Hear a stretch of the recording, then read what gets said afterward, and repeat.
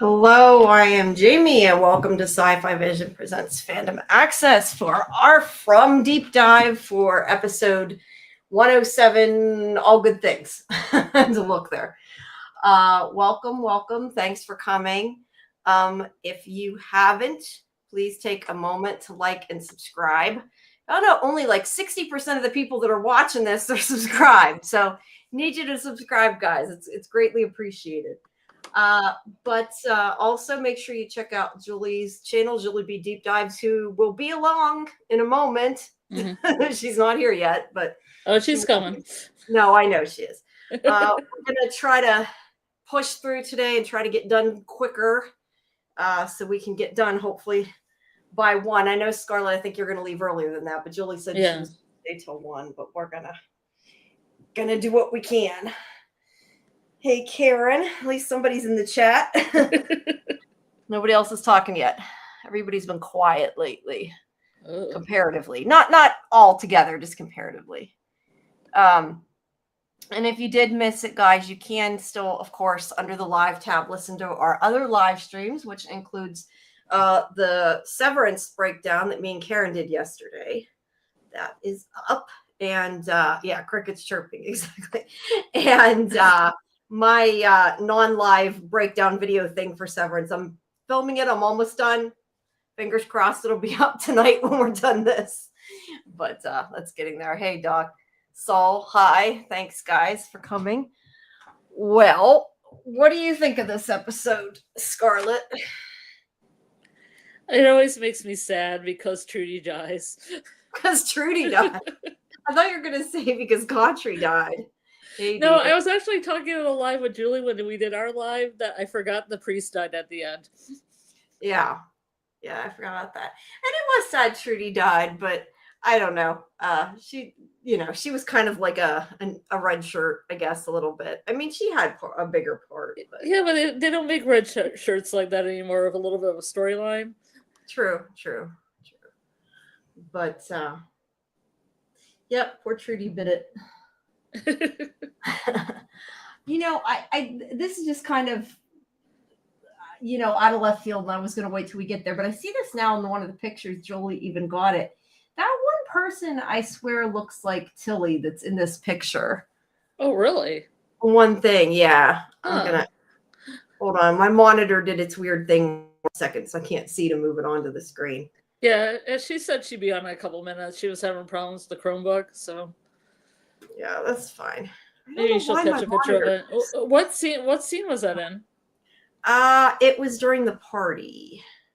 Okay. And actually, speaking of, was the party the beginning of the episode? Yeah, I guess it was. She just had an extra image here. Let me do. Okay. It did start out with the party because it starts out with Ellis day drinking. Yeah, you're right. Okay, all good things. Here we go. This picture, you only see her from the back, but I just kept thinking it kind of looks like Tilly, doesn't it? I mean, you can't really tell, but... Yeah, it does kind of have... She kind of has Tilly's hair. Yeah. Oh, well. That's funny. Yeah, I don't know. That was the first thing. She was always there. I immediately thought, there we go. Whoops. No, that's my picture. I thought that was Julie. That's the shared screen. That's not the picture. But all right. Well, I guess I hope she didn't forget. She's probably doing something and got sidetracked. Oh, she's going to be a few minutes late. Oh, that's right. You said her Chromebook froze. I forgot. Sorry. Yeah, that's fine. My bad. Yeah. Well, she will be along in a minute. Yeah. A lot happens in this episode, I feel like, just because of the attack. But yeah, I just found it, I guess, interesting when I thought about it when I watched it this time, because I mean, people have kind of questioned, do the talisman really work? Or are they just pretending because it's fun? I have to think that they do, because I'm not sure why this girl would go to this much trouble to spend time with that guy. Like, clearly they've been hanging out a while. This isn't like the first night. And to play that long con, like, it seems like it would be worthless if they really didn't have to do that, I don't know. It also makes me wonder, since she did say she didn't want to be that way, and since she kissed him a good bit, that maybe she really didn't want to attack him and, can't control it. Who knows? This was episode 7. Just me. What Yeah, did I say it I was mean, you can called? probably All take Good it. You can Things. probably take it either way. Like the monster's trying to just play the really long game, and it's more fun, to I gain guess somebody's that's, trust and then destroy it. Or yeah, or I it could guess. or it could or it could be she's, it's kind of like the vampire thing. I always think of them as kind of like vampires because they seem to be like kind of composed and then they lose it and turn to a monster, like it's a compulsion or something. Yeah, and that's, I guess, kind of what I'm getting at. Like, I wonder if she really did want to be with him a little bit there. Yeah, And yeah, you're right. They could play the long game. I tend to think the talisman work. I'll believe that until they tell me otherwise. yeah. And yes, just me to answer you. Yes, this is the Colony House massacre. But okay, well, I guess we might. Whoops, wait. Are you saying the monster actually killed him? No, I think it was. Wait, what are you? I'm not sure what Karen means. Are you saying the monster? Oh, actually liked him. I can't even read. I thought it said actually killed him. No, I don't know. I just thought it. I do think it probably was a con, but I just found it interesting when I was rewatching that she took the time to con him. Clearly this has Mhm. been going on for a while. But also, like, once she got in, she didn't rip his face off right away. Like, she's kissed him for a while. Mhm. It just, to me, seemed a little bizarre. Like, why? Unless she really wanted to kiss him. I don't Then, know. Just then me, again, probably. Sarah kissed Toby before she stabbed him in the neck with a screwdriver as well. Okay, It that's might it also might be a thing, that entity is thing. also true. That's, Like not the monsters, but the entity above the monster is like now kiss, now yeah, stab. yeah, maybe. But they start out with their party, and like you said, Alice is getting drunk, and I still think that looks like Tilly. Yeah. But they have their at least they have a congratulations sign. I find it funny, like they actually have a congratulations sign. Like if it was something random, like happy birthday Mhm. or something, I think it kind of would have made more sense because they just happen to have a Yeah. congratulations sign. Well, it could be from the school because they do have that school that has the Halloween party and all that. They could have a box. I guess that's It, true. I guess if it manifests, I don't know the buildings manifest or they're just there. Yeah, we don't know where this stuff really comes from. Whoops, wrong person's thing. She said it wasn't her decision to be that way, so perhaps she misses some of her humanity. Yeah, just me. That's what I'm kind of saying. I wonder if like she was being serious, like that Hmm. she really didn't want to be that way. I don't know. It's hard to tell if she was just messing around or what. Hmm. I before just thought she was, tricking him and thought it was fun, but I don't know. I just kind of wondered as I rewatched it today. Yeah, I always think sometimes the monsters are cursed, but they still have that little seed of humanity Mm-hmm. left Yeah. there. And if they could become uncursed, maybe they become humans again and they could be killed, or they could, you know, be redeemed somehow. I don't know how, but somehow. Yeah, that would be cool if they could. Hold on, I gotta turn my volume down a little bit. Dieter says, I think it's a con, they aren't in a rush, and if she immediately jumps him, then he would scream and warn everyone. Now it's more Yeah. stealth. Yeah, I'm not so much meaning, I mean, yes, the kiss thing was weird, but I'm more meaning the fact that she clearly for at least days, probably longer, has been talking to this guy through Hmm. the window and not pushing him that hard, I guess. I mean, we don't know how hard she kept saying, let me in, but Hmm. I'm assuming it wasn't hard enough it worked. So I wonder how their meet cute was. I mean, how did that happen? yeah. Like they just talked a little bit, and they was like, "I'm gonna leave you some flowers," and she's like, "Cool." Yeah, it's just really bizarre. And that's why I don't know, something about it's just odd. And I agree. Like if we saw it, maybe it would make a little bit more sense. Whoops. Uh let's see. I think monsters enjoy messing with their victims. Yeah, they definitely do. It just seems like that's kind of like I said, a long con. It would have taken Hmm. a lot of planning, a lot of time, that kind of thing. But maybe she found it stimulating and fun to chase him to that extent. Who knows? Hmm. So Ellis is kind of drunk because Fatima says that as much as it's like a celebration of who's alive, it's a like you remember the people that aren't alive. So Mm, for him, it's not happy. But I find it kind of interesting that he's the only one that gets upset by the party. mhm. Um, Yeah, because obviously other people have lost people. yeah, and he's the only one it affects. Like, unless his mother like died during a party or something, I don't quite get the reason why he's or making things that Yeah. aren't funny. But no, I just it just Well, seems that's the strange. thing. He's the Like, only one who's depressed. sorry. Fatima's dad died during a birthday party, so if anybody should be upset about parties, it should be her. That's a good point. It should be. Um, just me says it's disturbing how the monsters enjoy taunting them. It is. It is. And it makes it hard to sometimes know their motivations if they're just plain having fun.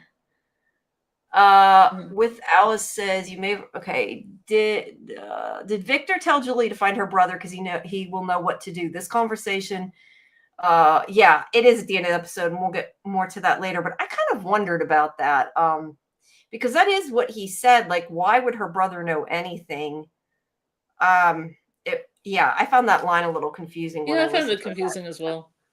Yeah, I don't know if that was something that will happen later or it's something we're supposed to pick up on, or it's just something maybe we're forgetting that happens in the next episode, which is also a possibility. Hmm. Or Dieter's I said, or he's sorry. the mastermind. Yeah, or Ethan he's the is the mastermind. mastermind. Yeah, if he's the ends up the mastermind, maybe he's like, go talk to him. Or maybe he thinks that Ethan understands because he tried to explain it to Ethan before. I don't know. Yeah, yeah. Which I don't think he does, if that's the case. Theater says it's kind of like they turn more evil over time, or is it because of the Mananiel or something else? Yeah, I don't know. It's just kind of weird the way it goes down. But Hmm. yeah, I mean, I think they enjoyed themselves. I think they had a lot of fun with massacring everybody. And that does make me wonder though too. I probably should go in order. Sorry, I am hip hopping around.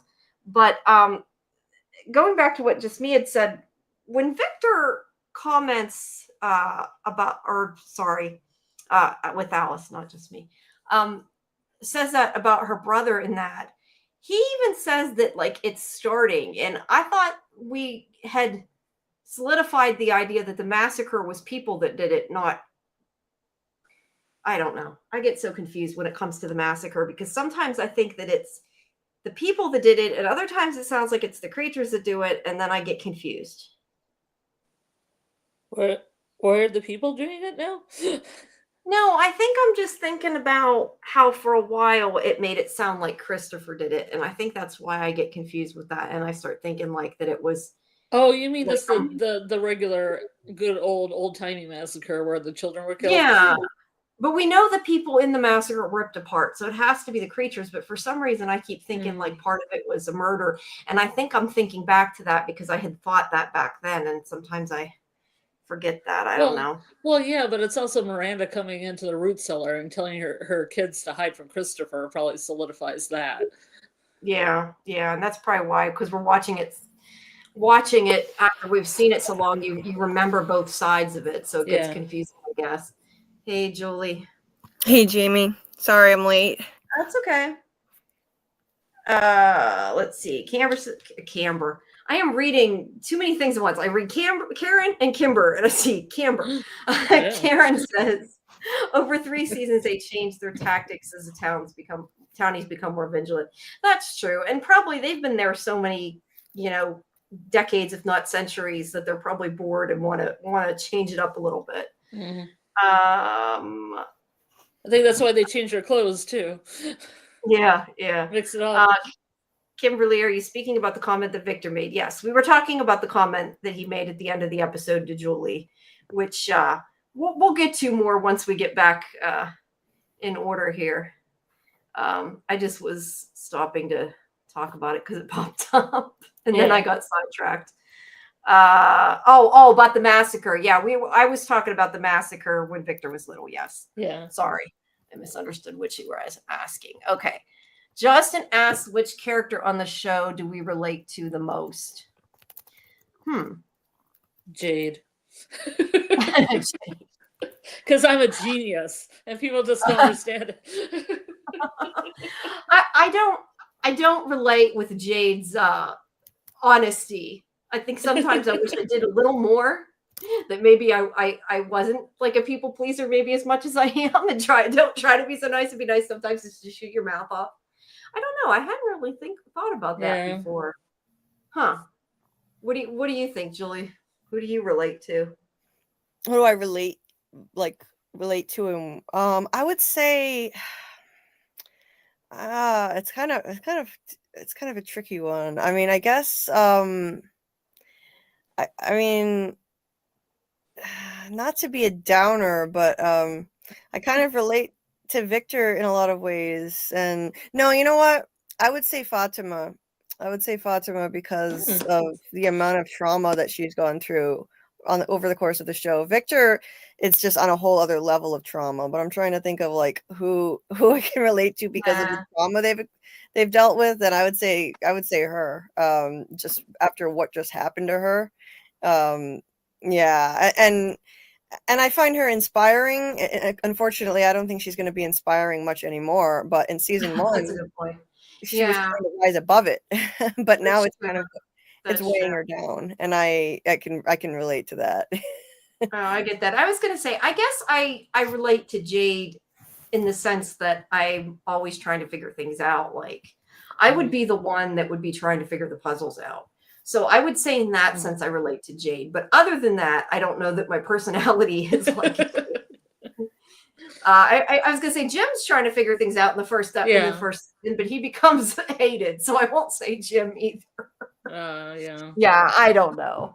But I do relate to Jade liking puzzles and stuff like that. And I'm a computer person, so I guess probably Jade. Yeah, I guess I do relate to Trudy as well as that person that's left out sometimes and you just want to belong. Oh, that I understand. Yeah, I understand that as well. I definitely understand that as well. Yes. Karen says she relates to Jade more as someone who's alone and from town, not responsible for wife and kids and free to investigate. That's a good point too. Yeah, in that sense, I would relate to him as well. Let's see. Did I miss anything? I think I got all of the ones that were in between there.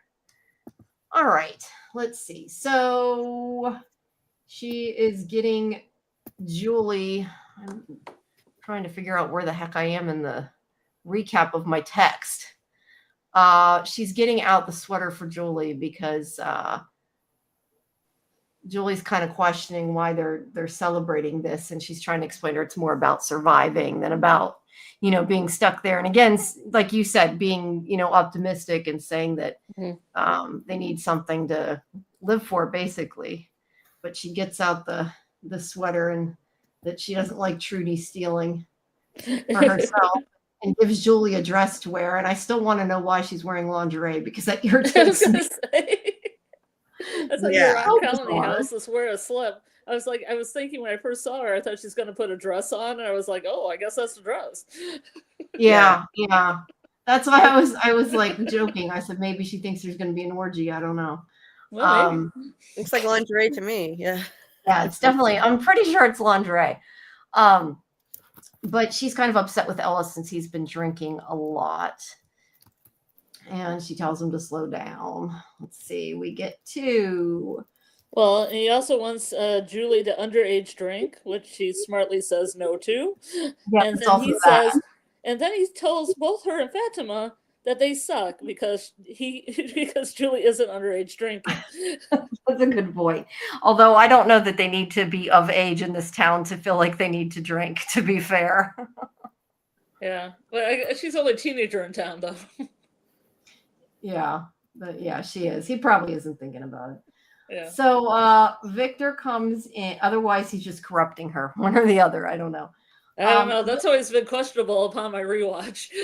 Yeah, it definitely is. I mean, people used to say that before, and I was like not really into it, but I'm like, maybe. Yeah, he's, to be fair though, I mean, he's not that old, so he probably doesn't think of her. I mean, I'm sure to some extent he thinks of her as like a kid, but he doesn't probably think of her as like a little kid in the sense that he's not, I don't think, supposed to be that much older than her. So he probably doesn't really think about it when he says it, but also he's drunk, so it may just be. Yes. Yeah. Well, he also tries to like get Victor to drink. Well, yeah, there's that too. Yes, that's what I'm saying. It may just be he's a drunk and he wants people to drink with him. Yeah. Yeah, All Cities is Colony, House of Grooming. Pretty much. Yeah, there is some weird shit going on. And yeah, that's what it is. It's not so much lingerie as a slip, but either way, you're Well, there are supposed to slip put dresses. clothes There are over slip it. dresses. You're It's still just supposed, interesting to see somebody rock one. yeah, you're still supposed to put clothes over them. So Victor's asking Donna about the peaches.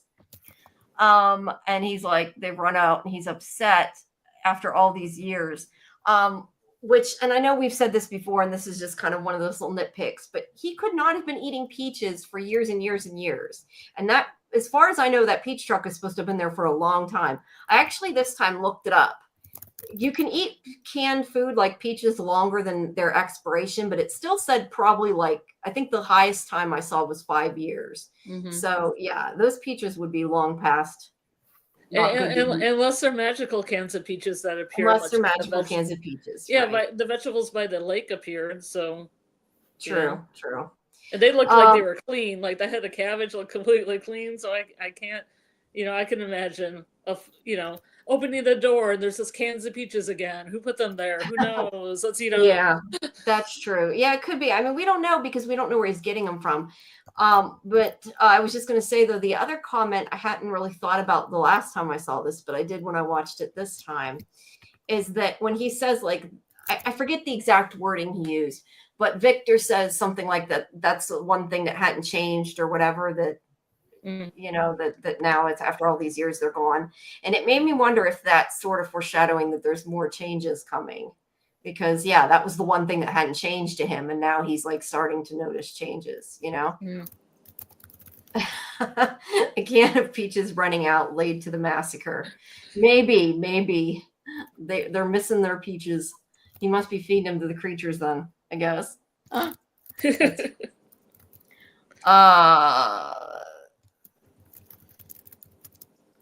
Let's see.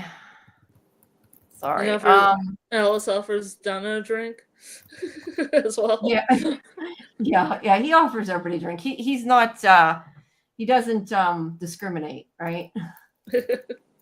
So here's our, what do we call him? Porn stash guy. What the heck? Oh, that must be one of Alice's statues. It looks like there's writing on it. That's why I looked. But here's, if I lived in Fromville, I wouldn't worry about expiration dates. Yeah, I guess you'd take what you can. I'm just saying. Oh, that's a good point.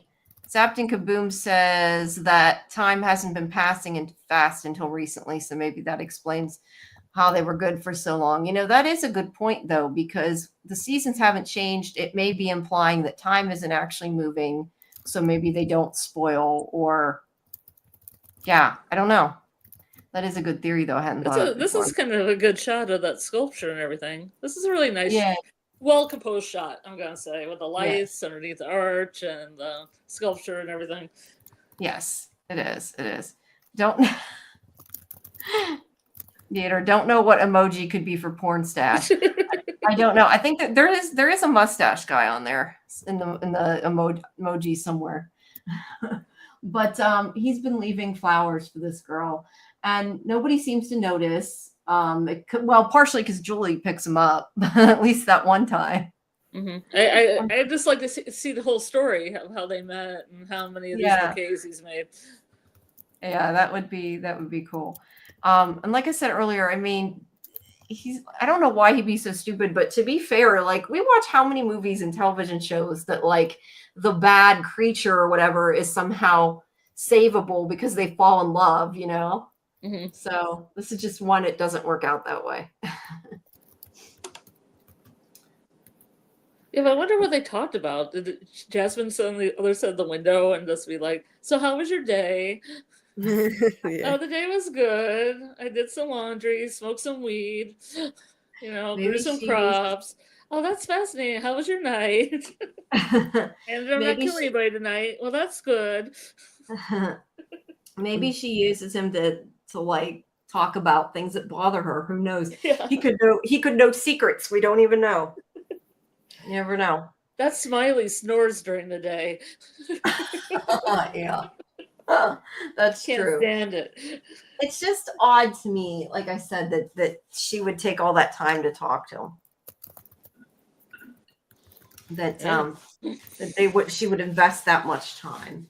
And yeah, it could just be for the hell of it, and because it's fun. Julie, you're awful quiet. Get to know your prey. No, I'm sorry. I was just looking at the chat. I was answering some people in the chat. Yeah. She's enthralled by Kevin. She's enthralled by Kevin. I don't know. Kevin's just, he's got it bad. Kevin, I'll say this before I say it again. You should have hooked up with Trudy, and that would have saved a lot of problems. You're right. It Yeah, would have. It would have exactly. helped Trudy and helped him. Yep. So Boyd is ringing his bell, which, we don't see him very often do that after the pilot. So at least they show he's still doing it.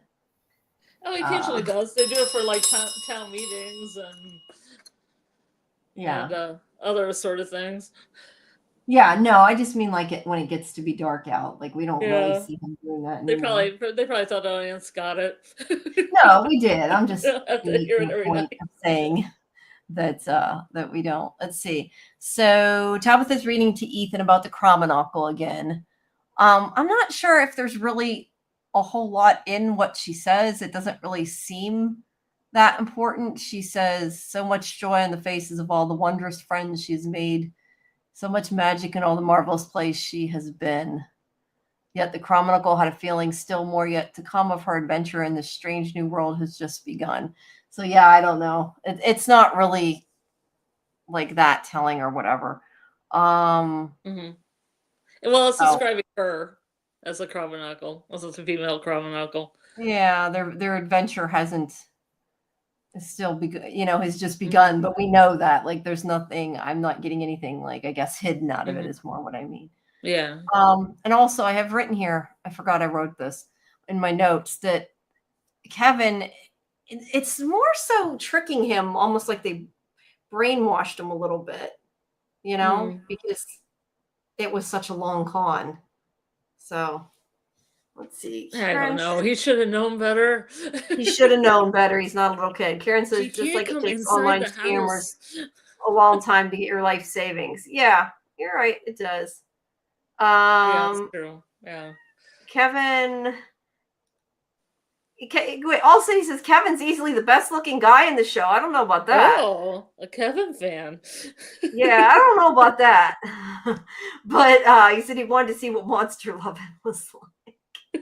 Maybe so, maybe so. Well, he did. He got to experience.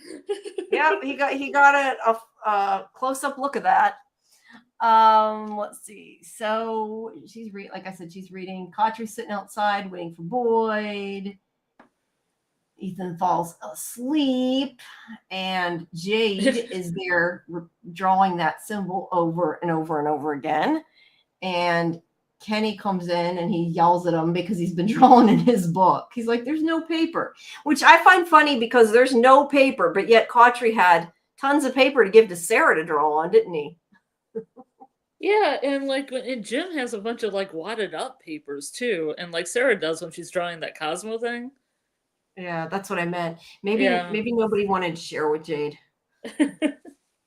But Karen says season 1 Jade's the most annoying Jade. You're right. He is annoying a lot of times, but I don't know. I still find it annoying in a funny way. Yeah, he annoys everybody. Yeah. And that's why it's so funny when Tian Chen yells at him. But I noticed here too, he said something funny he says a lot of funny things, but he's like, you want me to write on your walls like a psychopath? Yeah, exactly. So is he calling Jim a psychopath? Does he know he's been drawing on his wall? Probably. which I think is hilarious. I don't know if it was meant as a joke. It probably wasn't, but it was funny, I thought. Yeah, I'm sure it's because he has seen the house, so he has seen the wall. So yeah, that's definitely got to be a reference. Yeah, he's been in there. I didn't realize. I was going to say, is that where he's drawn? Yeah, he's left-handed. Not that that's important, other than the fact I'm left-handed and I noticed it. That's all. The sinister hand. Hey, it's just that's what they call it. They call it Ven Sinister. When people were left-handed in the past, they tried to make them right-handed because left-handed people were seen as evil. Well, I didn't know it was because they were seen as evil, but yeah, I know they did try to change it. Because it's the devil's family. Oh, okay. Not anymore. No, I know. The I didn't know that past. was why. I just always remember my mom telling me a story. Not that she was going to be left-handed, I don't think, but that they used to like rubber band their hands because she like holds her pencil weird, and she said like the teacher would rubber band it, trying to make her hold it different. I don't know. Teachers were mean back then. They also like hit people with rulers. So well, I was in Catholic school, so there were nuns, and they liked the rulers and the things. I don't know if it was only Catholic schools, was it? I don't know. You hear about things. It's hard to tell. I don't know. I think the Catholic schools got a bad reputation of it. This is true. This is very true. Let's see. So Boyd comes up, and I wanted to mention, it says on the door there, 7 days without incident. So this is, I'm taking it then 7 days since the Matthews family got there, because nothing's happened since then, right? Was there any other deaths since then? Nathan. Oh, Nathan. Would they consider that though? Because that was what? No, I mean, because it was not a creature. I mean, I guess they still would. I mean, all this stuff happened, I knew, with like what Sarah did, but that was still like on the night they arrived. But I assumed any murder was an incident. Yeah, that's true. I just wondered because it gives us a better timeline that it says that. Well, it gave me a timeline, but now I'm worrying about my timeline because if it's a monster incident or, But I mean, it'd still be a monster incident because the monsters are controlling her, but they don't know that. Yeah. I don't know. You're right. It probably does mean incident, period. I just didn't know, and I noticed it. I thought it's been a week, but you're right. Yeah. It may only be since Nathan. But he comes in wanting to talk to him. And I think that something got skipped in your pictures. Oh no, wait. Sorry. Okay. Never mind. I skipped something in the paper. He comes over to talk to Boyd. He says they need to talk in private and that it's important. And let's see. Okay. He just says we have more to talk about than I thought, which isn't really interesting. So Jim is drawing the tower. It will be the tower he intends to put on Colony House. To be fair, he is drawing on top of some kind of book or page or something. So yeah. So they don't have tons of unlimited paper, I guess. So Tabitha's telling him Ethan's knocked out, and that Jim makes a joke about she had him working all day, and she says he was having fun, wanted to help. Let's see. And then he's saying she doesn't need to worry so much, and also says that Julie will be fine with Donna. But basically he's saying that he can make this tower, but he has to convince everybody to let him use all their batteries and all their building materials just to do it. And get Donna to say, yeah, you can go on the roof of Colony House. There's that too. But I noticed. I like that whole quote. That whole quote's great. Yeah. He says, provided I can convince the sheriff to let me use all of their building materials, not to mention drain every battery. Is that the line you meant? Yeah. Yeah. I don't have until everything inevitably fails. Yeah. Oh, that's what I was going to get to next, is that he says just enough for everyone to hate me when it fails. And that made me think, well, it's kind of funny because everybody, and I'm not saying now everybody hates Jim, but for a while everybody hated Jim. But also, is him saying that it's going to fail? Is he manifesting that it fails? Maybe. So that's kind of interesting. And also, he says a high percentage of geniuses and psychopaths are left-handed. Nice to know. I'm hoping you're putting me in the genius category and not the psychopath category. All right. Okay. Also, I like how Tabitha says here, at least we have our hole in the basement to fall back on. And Jim says, like, or in, foreshadowing that she is going to fall in the hole. Yep. And that hole in the basement is what ultimately leads to his demise. Your wife shouldn't have dug that hole, Jim. So she's holding it up as this banner of hope. Well, at least we have our hole in the basement to fall back on, and we know how that works out. Yeah, not so good. Not so good. That's why it would be interesting if he really did manifest it from clear back then, just because of the way he talked about it. We don't know. Yeah. Um, And at least yeah. they talked about nailing the window shut because everybody was like, why don't people nail their windows shut? Well, they have nailed their window shut. Yeah, it just doesn't look like it. It may even be something they add digitally because maybe they don't want to go through nailing them shut just to open the windows and stuff, you know. Well, yeah. Maybe it gets hot Yeah. on the set and they're like, we're not nailing this shit shut. Who knows? Okay, more of that conversation that I can skip through. Okay, so party. Adam is telling him again to quit drinking. What is that noise? What is that? Oh, I know what that is. Okay. Whoops. What did I do? I muted you. I did not mean to mute you. Unmute. Hold on. Shit. Julie, you might have to come back in. I tried to do what I did before to turn your volume down a little bit, and somehow I muted you, and now I can't unmute you. Shit. Oh no, Okay, I muted myself. Oh, you did? I thought I did. I muted Okay. myself. Okay, because I know before somehow No, it was me. No, I'm just trying to figure out how I did. Oh, there it is. Okay. Last time I turned your mic's always a lot louder than Scarlett's. So it's easier to turn you down and turn my speaker up. There we go. Sorry about that. Oh, I can always talk louder. I talk pretty quiet. Oh, it's okay. I just, like I said before, sometimes it gets kind of loud for the people in my house. So I'm like constantly going up, down, up, down, up, down. So it's easier for me to turn it down a little bit there. Let's see. I know I talk loud too. I'm also getting yelled at for me talking loud myself. So there's that. So let's say, okay. So, what happens next at the party? So she's upset. Julie comes over and talks to her. And okay, Donna's like, well, we're so glad you're here. We've come to love you. And that is when also they make the point of saying that she grows weed, which is important to them. It is, which I get. Important to the survival. Yeah, right. But she gives her a dream catcher that she made. I mean, I'm assuming she made it. I guess she could have had it there, like in her car or something, and she took it out, or they found it. I don't know. Yeah, maybe they found it, and it's like an evil dream catcher.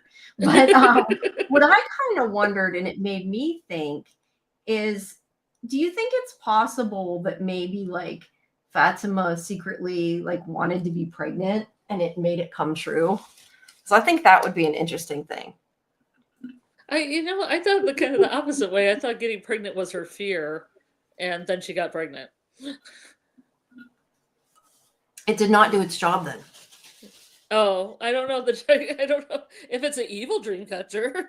Yeah, if it's an evil one, right?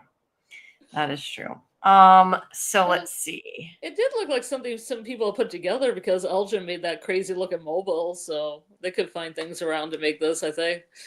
Yeah, I assume she probably made it. They don't really say. Yeah. Papa Sock says, do we have theories on your wife shouldn't have dug that hole and what exactly would be different other than Victor Tabitha's interaction and rescue? So if she hadn't dug the hole, what do we think would be different? Well, I think Jim would be alive potentially. That's a big difference. I don't know. What else? Oh, everything would have been different. Yeah. It would have changed. That's what started her on the whole journey with the Ankui kids. I don't think she would have started seeing the Ankui kids unless she went down there. She went down there and she saw the first one. And then they started following her in increasing number when she left, which led her to talk to Victor, which ultimately led to her going to the lighthouse, getting pushed out, meeting Henry. I mean, digging the hole is what started all of it. If you hadn't done any of that, none of that stuff would have happened. And she wouldn't have this revelation now after doing all that stuff. So it kickstarted everything. It may seem like it was just digging a hole, but it was the beginning of this entire journey. And I wonder if maybe there was more to come. And that's why it was like so important that the man in yellow eventually killed Jim, partially because of that, maybe. I don't know. It's hard to tell. I think he more killed him because of what he did with the music and everything. But you're right. It did start it. And he, did not like that they were contacting them on the radio and everything else. So it's definitely. If you think about it, digging the hole. digging a hole. What are you doing when you're digging? It's like digging into your subconscious, and she fell down in the rabbit hole, so to speak. And then it ultimately sent her on a journey that led to her becoming enlightened and remembering her origin. That's what started it all. So it's kind of like, metaphorically, she was digging deep into her subconscious, and literally she did wind up going on this journey as a result. It started with the first Ankui kid, and now as a result of all that, the song is what, finally clinched it. But none of that whole journey wouldn't have culminated in that if she hadn't started with this to begin with. And then working together with Jade, and now that she remembers all this, I think she has a better chance of actually completing her mission, which the Man in Yellow doesn't want. I think she and Jade needed to remember all this. Yeah. I was just thinking though too, what you were saying about digging into your subconscious, it also could represent just digging for answers too, like even more simplified.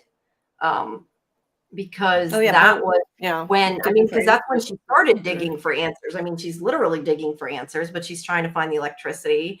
It also makes you wonder if the whole electricity issue is maybe more important. It could be because it's kind of been dropped. Like maybe there's more to it that we could find out if she had kept going. If she had been let to kept going, if they had let her kept going, that maybe we would have found out more. I don't know. Interesting to think about. How far could she have gone though? I don't mean literally farther deeper. I mean like maybe they could have found an answer. I only think because she can only dig so far under the house. Yeah, that's what I was I didn't mean quite literally. Oh, and also, I think that is. I don't know if that line is here or this is later when she's digging. Where'd it go? I don't know. Somewhere when she's talking about the hole too, she says something like, we'll dig as far as we need to, as deep as we need to. And it made me think about us and what we do. We dig as deep as we need to go into this. We keep going and we keep going further. Yep. Digging as deep as needed and beyond, right? Yes. Karen says that at the time I wasn't sure if it was a threat for Jim or Tabitha. Yeah, and I'm still not sure that it couldn't have been a threat for both, because he could have been threatening it in the sense of like what was going to happen to her, like making him think that what was happening was a bad thing. The whole thing with the Ankui kids wasn't a bad thing, but Jim didn't know that.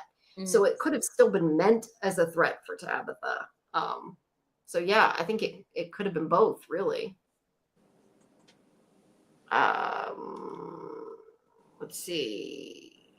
Papa says the Man in Yellow was very specific about the digging the hole, like he was warning Jim, and Jim did try to stop her, but it was too late. Yeah, she was already down the hole at that point. It's amazing how big of a hole she dug by herself. Yeah. And also, she would have had to cut, I would think, through concrete. Yeah. Because like she's in the basement, so yeah, I don't know about that. But again, that's one of those little nitpicks. It's like in Walking Dead how their gasoline works after years, as Karen complains about all the time. Yeah, that's also a Yellow Jackets thing with a plane. Yeah, with a little Cessna. But they have unlimited bullets, and their gas for the car works. So you just have to get over it, I think, sometimes. Donna says our greenhouse never smelled so good. Did the weed work as a barrier to suffering and pain of the place? That's an interesting take. I definitely think that. Oh, sorry. Go ahead, Jamie. No, go ahead. No, I was just thinking about Julie when she smokes weed in season 3, how it makes all the sounds in her head go away. So it does bring relief. Yeah, it definitely does. But I was just going to say, though, maybe isn't Fatima a little bit that, though, too, because she gives hope to people. So I think like she helps get rid of some of the pain in that sense, emotional pain. Yeah. And then Dieter's talking about the whole electricity thing. I'm sure it's like what Tony said, that place is created by dreams. In a dream, the electricity just works and you don't look inside of the wires. Dreams are weird things. Dreams don't have to make sense. Dreams don't have to have a timeline that makes sense. There's a lot of things. And Dean, this isn't really about this show, but says gasoline has a much shorter shelf life compared to the rest of the world here. Yeah, I did not know that, but at any rate, it usually lasts a lot longer than it should on television. Is the point. All right, let's see. I lost where I was at completely. So see, the thing is, I'm trying to like look at the pictures and read my recap at the same time so I don't lose my place, and I keep going back and forth and it's confusing. And then I get more messed up. That's what I'm following. I'll figure it out. She's like, cheers. She says some sappy things.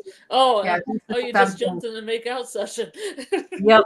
And Fatima kisses Stacy, and Julie, I'll get her name right eventually, asks her about it, and that's when she says, yes, she's with Ellis, and that was just fooling around. The thing that's interesting though is, and again, this is somebody said earlier, I don't remember who in the chat said it, that it sometimes does in the early season feel like a different show because some of the stuff that goes on in Colony House. Mm-hmm. Because she seems to have such a good and healthy relationship. And that's, look, I'm not shaming anybody that, is with other people. I'm not saying that. If you want to do that, that's fine. But I'm just saying, like, she seems like she's got a really close relationship with Ellis after the fact. And that's the only person they ever show her fooling around with too, which is interesting. So I don't know if it's just they decided not to do that, if it was totally only used as a plot point for Julie to ask about, because obviously Julie wants to, ask to kiss her and then gets embarrassed and is kind of like, I was just joking. Which I also found a little strange because it seemed like out of nowhere. And I mean, maybe other people don't feel like that, but to me, it kind of felt out of nowhere. Yeah, I don't know. I think From does a really good service to bisexual people. So, yeah, no, I'm not saying she can't be bisexual. I'm just saying the comments seem to come out of like the air, like she was.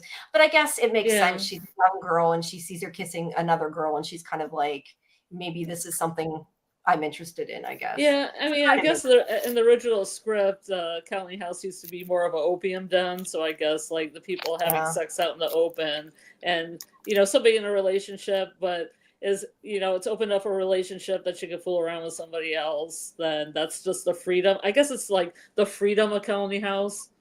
Yeah, like the sexual freedom. They're really pushing that because Julie came there, and she's like the thing that isn't. I mean, the person that wants isn't. To be more free. That's a good point. And also, to be fair, when I say about like Fatima seems only close to Ellis after, she also isn't married to Ellis yet either. Yeah. So, I mean, that's not to say she couldn't be a swinger, but I'm just saying she's not actually married yet. So, well, I mean, some guys don't mind that. Right. Yeah. Well, a little threesome every once in a while makes it more interesting. Yeah, that might be their marriage. Yeah, maybe not anymore. Yeah. Oh, she's talking to Morton. I was reading for you what Fletcher's saying. That was not to me. So, let's see.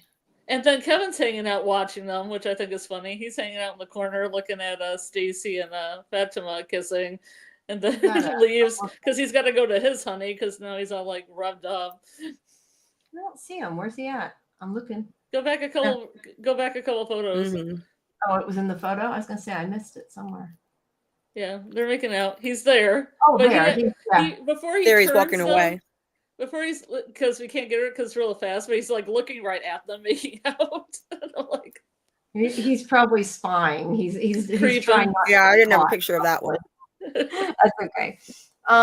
So let's see. Boyd, this is Boyd talking to Cautry, and Cautry saying that he was there I think he's saying, in my notes, what I have written there doesn't make tons of sense, but I think he was saying that, if I remember, that he thinks that he came to the town because he was there to help Boyd get the people home, I think was the gist of that. But he wants to show him the bag that he has, and he opens it up and takes out the alcohol, and Boyd's kind of like, you have this? You've been holding out on me? And then a bloody shirt. And Cautry tells the story that when he was a priest at his congregation, there was a boy who was young, innocent, was a good kid, and his parents were strict. And the boy one time asked to stay after at the church, but because he was preparing for mass, I think he says, he basically sent him home. He gave him a candy bar and sent him home. And then later he went by the house because he just felt like something was wrong. And he came up the driveway. His mother came out running, hysterical and inconsolable. And when he went in the house, he could smell alcohol, and found the father kind of just panicked, but also dumbfounded, staring at the body of their kid who had a broken neck. And, I was thinking like it said he fell down the stairs or something. It does not say how he was killed. It said his neck was bulging. So my question is, did he fall down the stairs, or did his father strangle him or break his neck? It's not super clear. Oh, I always insinuated his father killed him. Yeah, well, I don't know. I mean, it doesn't say. It just says that his father sounds indignant. That was and telling the insinuation.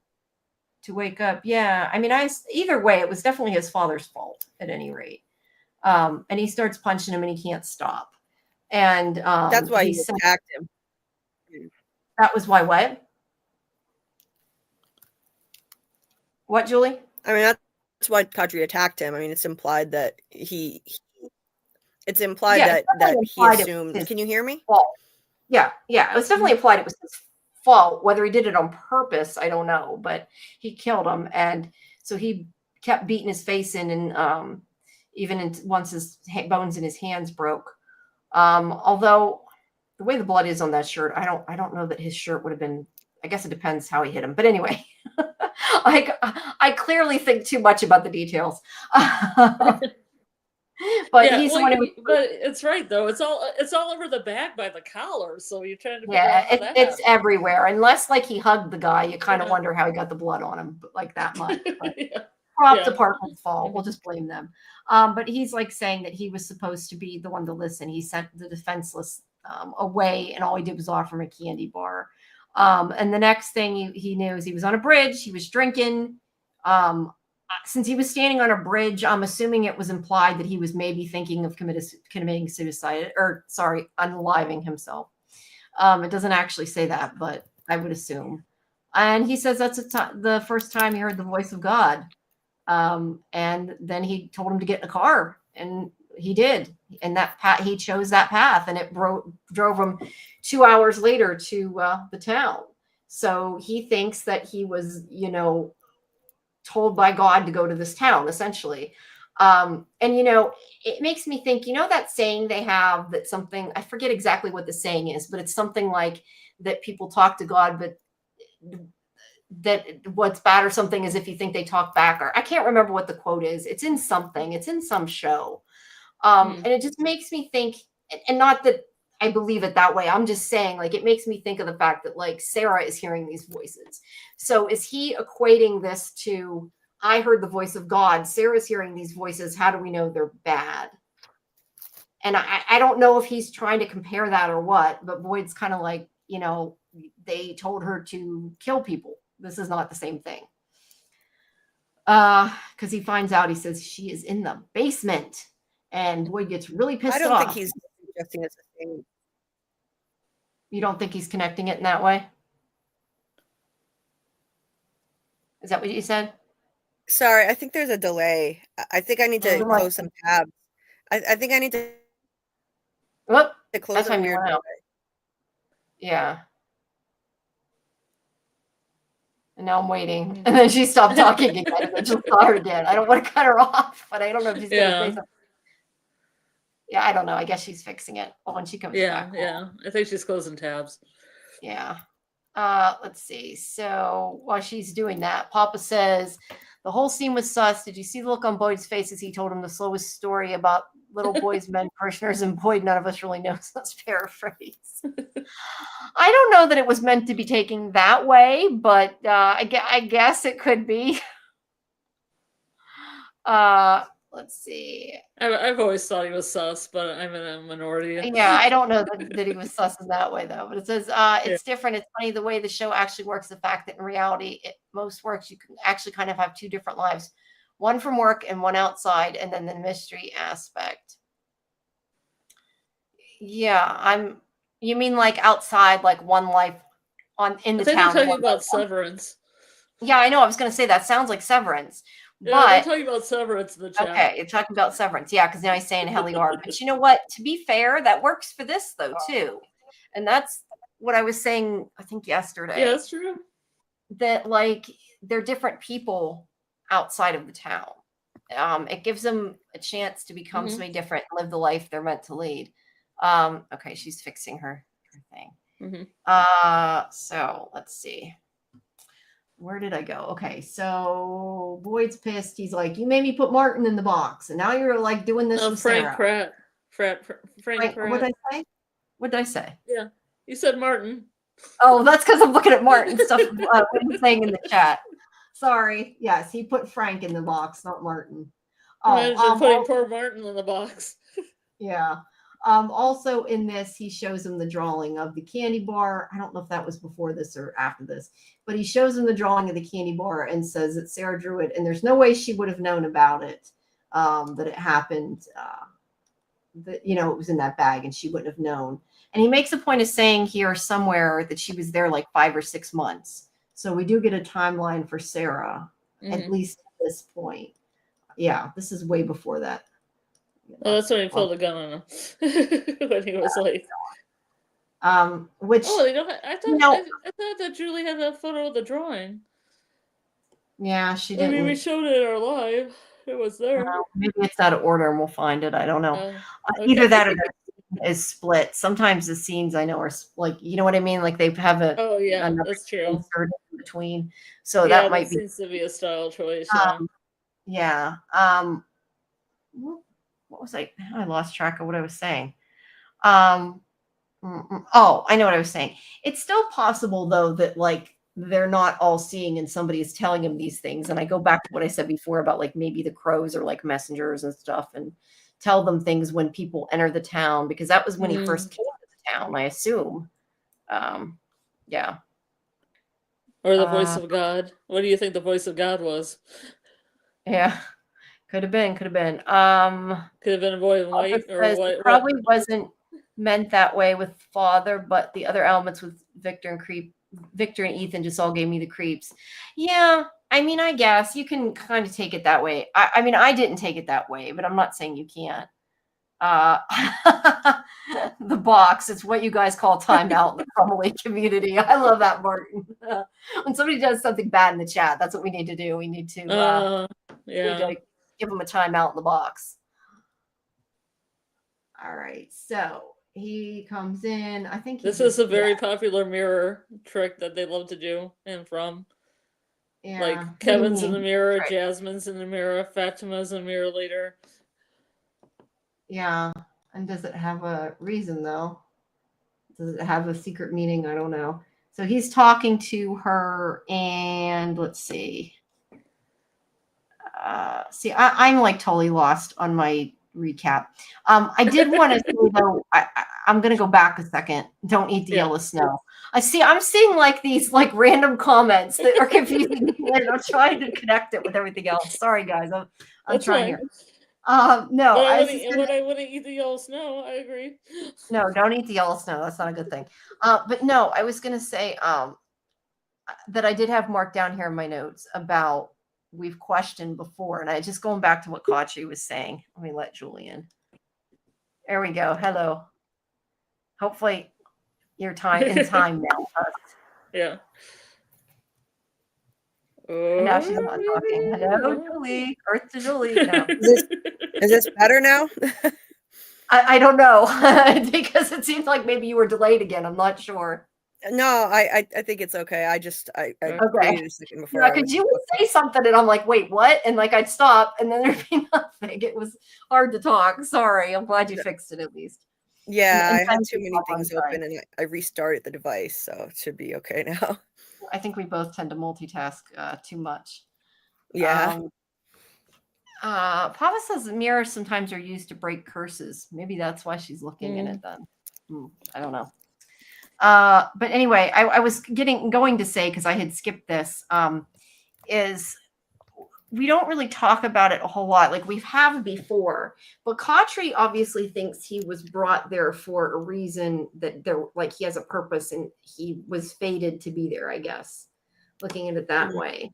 And we haven't really talked about that a lot recently because we know, like with the whole reincarnation, obviously some of them are fated. But I mean, do you think a lot of them are just kind of along with everybody else, and there's only certain ones that are meant to be there? Or do you I think think they're it's meant to all be. meant to be there? Okay, that's kind of how I feel. I just was curious. I don't I know. think some It's an people are just. I think some people are just unlucky that they're in the same vehicle with someone who was brought there on purpose. Um, like some of the people on the bus, certain ones seemed like they were supposed to be there, and then other ones were just unlucky and they happened to be on the bus. But like Katri, I think he was brought there on purpose. That voice that was speaking to him was coming from some entity from there, I think. I personally think the boy in white, but it could have been any entity there. All I know is I 100% think it was an entity from there, just because of the timing of it. Telling him to get back in his car and drive.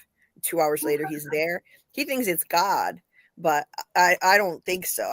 Not in this show. Yeah, that maybe it was the same sort of thing as Sarah. We don't really know. That's a good Yeah. point. It is a good point.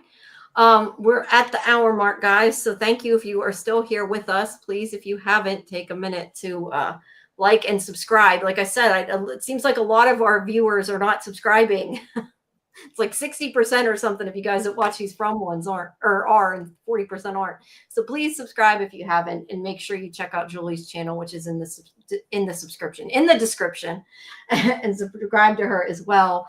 And I also have the Discord link pinned in the chat, which I'll leave there for a while. After, I'll probably pin the StreamYard link, but for right now, we'll leave that pinned. Make sure you check out Discord if you haven't, because on Saturday nights, at 8, we have our Severance watch party, and on Sundays at 10, before this stream, we have our From Rewatch watch party. I think, and I haven't talked to you guys yet, so we'll have to. Karen's quiet; she's shopping. Sorry, I just saw that. It made me laugh. I don't know. I haven't talked to you guys about it yet, but I'm assuming that next week, I think, is the week. If you want to go back to doing 10:30, we can, because I don't think they're using the stream it till is late. So if we do that, the watch party may be a half an hour early. So just, look at on the Discord announcements, on social media announcements, and they'll tell you all that good stuff. And also, I probably should put up, because I always forget to put it up. I'll put up and let my website go across for a little bit. Make sure that you check out scifivision.com, and also you can follow me on Twitter there. Twitter is the one I update the most. Instagram I suck at. I'm not a super Instagram fan when it comes to posting. All righty. Now, where was I here? Okay, so Jasmine says to him that and we get a name for her, which is interesting. Do we have any of the other ones' names at all other than Jasmine? No, we just had the nickname we gave Smiley, but that's just our nickname that stuck. Yeah. Interesting. I hadn't really thought about it. Well, we know Jasmine's name, supposedly. And she says she only came to say goodbye because he won't let her in. And he wants her to stay and talk, but she says she can't keep coming there knowing she'll never get to feel him, and think he's afraid and disgusted of her. And that he says he's lonely. She's really lonely. And she says, it wasn't my choice to be this way. Now, I think this line has kind of been debated a lot across the fandom, of what does she mean by that, and is it just part of what she's saying to get in, or does she really not want to be the way she is? What do you guys think? I think I think there's a kernel of truth in it. I mean, she's saying anything she can to get him to open the window, but I think it's actually true, because especially now that we know how they were created, they thought that they were just going to get eternal life as humans, but they were turned into these creatures. And I don't think as creatures they have a choice in what they're doing. I think they have to, like, they're forced to, constantly murder people. And so, like, technically it wasn't her choice, and that's not actually what they wanted. So I and there's some sincerity in what she's saying. Like, you almost get like there's a tiny little modicum of humanity that's still in there, but it's only a little bit. Like her eyes actually give off real emotion. But of course, then as soon as she gets in, she reverts back to what she really is now. Is just a creature. But Yeah. You know what? I'm curious if anybody during this scene thought that maybe like love would change her, just because in so many shows it does. I would not think that with this show, but just thinking about it, like I'm wondering if there's anybody that really thought she was like serious at first or really thought that it would go well. I think everybody knew it was not going to go well. That would have made better for a better show. Yeah, it might have been interesting. It has Jasmine, the monster with a conscience. You have like vampires with consciences. Yeah, you got your angel. You got your angel and stuff. Yeah, I was gonna say clearly, this show does not have that at all. Never trust any of them. Papa Sock says we can name all of them during the rewatches. He says he'll start the nurse antagonizing Boyd as Nurse Betty. That works. That works. All right, so she's upset. He's like, don't be. He's like, let me in. And everybody but him knows this is not going to go well. Why does he talk to her in the bathroom window, though? I guess that's like the private place, maybe. Mm-hmm. Yeah. More privacy. It's just kind of interesting. He's talking to her from the shower, I'm really surprised that somebody didn't see the flowers or any of this relationship in Colony House. There's so many people in Colony House. Yeah, well, or he just goes to the bathroom a lot. He's like, I gotta go to the bathroom again. Well, you're always in the bathroom, Kevin. Yeah, I know. Yeah, like Kevin has a urinary tract infection. Yeah, apparently, so something like that. Yeah, that's kind of funny. But he had to have been in there a lot. But like I said, the last time Julie took the flowers, so it's kind of like, yeah.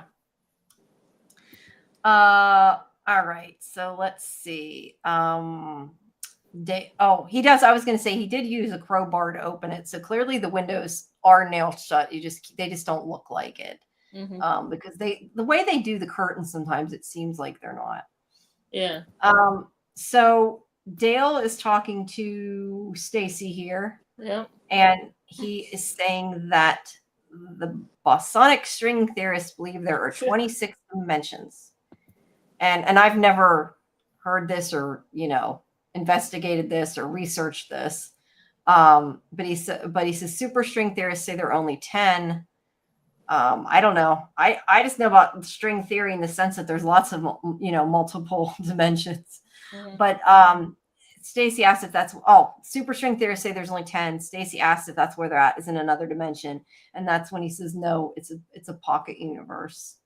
And Ellis comes in and basically says you're full of shit, and Dale doesn't like that and gets pissed because he's doing that, and he says something like to Fatima, like take him upstairs before he starts shooting someone, like because he says that like his mother shot people, and obviously he says it to hurt him and piss him off. And I kind of wish Ellis had punched him in the face, but at the same time, he didn't punch him in the face. But then Donna comes up, which was awesome. I forgot she did that, and she punches him in the face, which is great. And how like weird, but also maybe fun must it be to film a scene punching your husband? And I mean that in a good way. You know what I mean? It's not real, but it's just funny. Yeah. Yeah. Yeah, but we also don't know if it was your first watch. We don't know that like what's happened with Ellis's family. Oh, that's true. You're right. So yes, this scene definitely has more meaning now because we know that his mother shot up people. Yeah, I didn't realize that. You're right. We don't know that yet.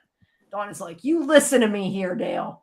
That's a good picture. I like that. I like it a lot. So back to Kevin. Yeah. Porn stash. He helps Jasmine in.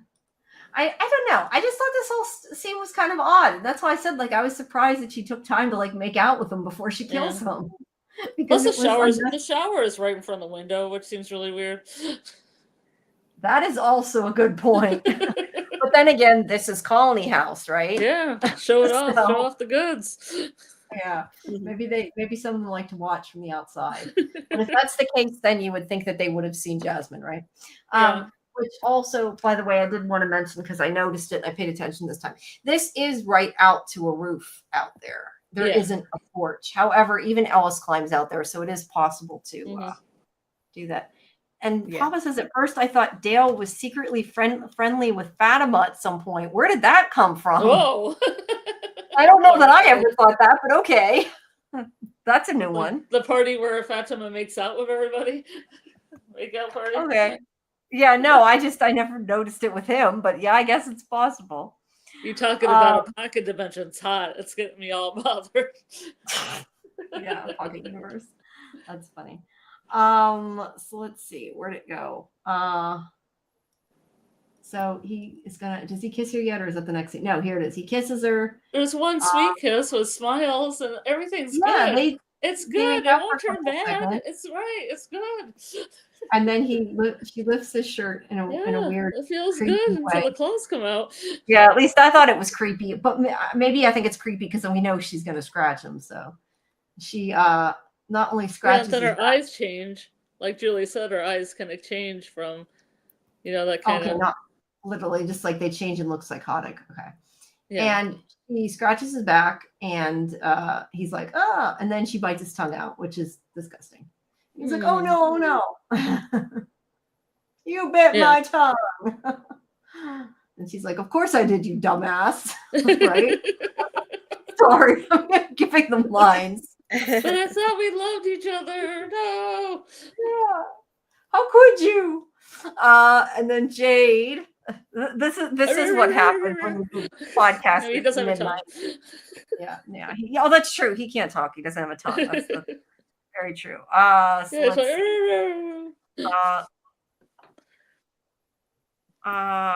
Okay. So Paula says later Dale attacks Ellis and says, I'm sorry. So matter of fact, yeah, I thought there's something more to the three. I see that, but I never thought it had anything to do with Fatima. I thought, like he says later in when he's in the stairwell in this episode that he wants respect because he's been there longer than Ellis. And that's where I said I didn't know he was there that long. I definitely don't think they showed him when Boyd showed up, did they? When he got there with his family? What Dale? Yeah, did they? Yeah, they're all hiding. Dale and Donna. Okay, I didn't remember Dale being there for whatever reason. Yeah, he's there. I see. I did not realize that. Yeah. So let's see. Where I go? Okay. So Kenny comes in, he's like, telling him dinner's ready. Jade is like, I'm not hungry. Acting like a teenager. Like a teenager, exactly. And then Tian Chen comes in, yells at him in Cantonese, and he's like, okay, I'm coming. Yeah, then he swears in Cantonese. Yeah. At the end of the scene, I had a closed captioning on, and it says Jade swears in Cantonese because he makes a noise. Wait, who does? Kenny or Jade? Jade. So he's learning Cantonese, being around this chat. Okay, I was gonna say, how does he know? But yeah, I guess he could be learning it. That's funny. Being around Tian Chen. Yeah, but they're always funny together. I love their scenes together. I wish they had more. Yeah, I do. I wish we had gotten more of it. And it's sad she's gone. She was a good character. And they had him move out. I didn't like that they had him move out in season 2. He's at his best when he's around people, not isolated in the bar. He plays so well with everyone. He's hilarious interacting with people. So I was disappointed they had him move out. Yeah. He was very much like a teenager in this scene. It was hilarious. Right down to like covering his head with a pillow. Like, leave me alone. Oh, yeah. And he expects her to listen, I guess. But I don't know. He also, I think, needs that parental somebody there that cares about him. I mean, he doesn't right now, and he may not even in his real life. He seems like he's as a genius that maybe he's lonely and doesn't have that. We don't know, but I'm just, guessing. I don't know. So, and Karen, I'm not sure if you meant with Tian Chen or you meant with Trudy. Hey, Trace, thanks for coming. Let's see. Okay, so she talks to Trudy because Trudy's all alone, and she's says she should work. Work on her party face. I don't know what. Anyway, she says she doesn't have to. Work on her party face. That's what I've written it. That must have been what she said. She says she knows Fatima doesn't like her. She doesn't have to pretend she does. And she says that's not true. And she starts saying it's a nice party. And she's like, you'll get a party too. And she's like, no, I don't think I will. And then I think, did she manifest this fact she dies in a few minutes? Or is it just foreshadowing? Because she definitely is not going to have a party. Yeah, nobody here think any negative thoughts at all, or they're going to manifest. Yeah, right. And I'd be She was screwed. right. So then I'd she be tells screwed. Trudy to take her shirt off, which I thought was weird because I thought she was going to take her undershirt off. Yeah, I thought it was another weird. bisexual scene. Yeah, I think a normal way to say that, in my opinion, would have been take your sweater off, not take your shirt off. Yeah. But Yeah, from that was Captain, you weird. never really know. Yeah. In Colony House, you never know. But she gives it to her, and He's so cute, our Trudy. Yeah, and she says it looks better on her, and she's like, she thanks her for it, and she says she's gonna go get her something. And Julie says it's nice, and Fatima says everybody needs to pick me up once in a while. And also, this is where Julie asks about kissing her. I had the scene wrong because I was going by the pictures rather than by my recap at the time. So Julie wants to kiss Fatima because she had seen her earlier kiss Stacy, and she's confused. And Fatima's like, no, didn't realize that she, thought that, and is like, oh no, kind of. And Julie runs off, and she does not run after her. It's so awkward. Surprising. Yeah, it is. And I don't know. I was kind of surprised she didn't go after her. So yeah. So let's see. Boyd. So Boyd says, oh, okay. So this girl, she's hearing voices, and Cautry, that's what Cautry says, he was skeptical. Okay, this is where he shows him the drawing. Okay. And he says it happened almost 3 years ago, and she's only been there 4 or 5 months. So she couldn't have known it on her own. Like the voices had to have told her that. There has to be a reason they know that. Although, to be fair, she could have found it and dug it up. Just saying. Alabaster Dragon. Gotta Google. We all remember the Alabaster Dragon comment. And Karen, the first season, Colony House is Party Town. We really don't see that later. Yeah, they did change that a lot, which I can't say I mind that. I mean, I think that they didn't need to have that. I think it was just an extra piece that wasn't really necessary. Yeah, but I think there's just so much going down in other seasons that they didn't have any time to really party or have orgies. That's Right. No true, time. but it just seems like it's a bit different later. Which is kind of weird to change it after the fact, but I don't know, it just doesn't seem necessary. Let's see. I got a bad feeling equals no, I don't think so, in reference to not getting a party in a year. Yeah. That's why I said she may have manifested it. And so where'd I go? Okay, so he's skeptical about it. And he's telling Boyd that she could be of use. Let's see. Because he says that Boyd's basically like, why would you think she's trying to help? She tried to kill, or she killed an old man, tried to kill a child. And he says that whatever it is, it's part of the fabric of this place. Whatever connection Sarah has makes her valuable in ways we might not understand yet. Now, she will be valuable later. So there you go. But Boyd says, he says to Boyd, if you want to put her in the box, I won't stop you. But if you're serious about finding answers, don't do that. And he thinks that all this happened as not a coincidence, but providence, because he wants the 3 of them to go into the woods together to look for a way out. And that's when Boyd says a priest, a sheriff, and a murdering psycho walk into a bar. So something like that. There's the picture that was the picture from the candy bar of the little guy in the UFO. They're out of this world. Yeah. Boyd drinking. Okay, so the hole. We go back to the hole. Okay, and this is where that saying. Can one person dig this hole by themselves? Yeah, it's very unrealistic. Yeah, and Ethan was the only one helping her. So definitely why is there blood in the fridge? Why is I don't think that's blood. I think that's rust, isn't it? It looks like blood on the fridge. Oh, it looks like Maybe it's rust. like the white paint wore off. You know how like when you have Mhm. something metal and the paint comes off? That's what it looks like to me. Yeah. Also, why do they have a freezer in their basement? That's a little creepy to begin with. Yeah. I don't Well, I know mean, why. maybe this is like a root cellar. Maybe it does have a dirt floor. I don't know. I can't really tell. I don't know. To me, it looks like it's cement on top of the dirt. Yeah. And this here looks like part of a cement Yeah. support. And that was kind of my point before. Like, there's no way a person without a jackhammer could break through cement like that. Yeah. Yeah, But exactly. it's one of those Cement. things you just have to accept. Also, what's with this winch thing she got hooked up? What was that supposed to be? For the bucket? Oh, okay. But what she did, she hooked the thing up in this. It just seems like a weird thing she would have done to hook it up there. I guess she just filled it, pulled it up for Ethan to take outside. Because he was taking the dirt outside.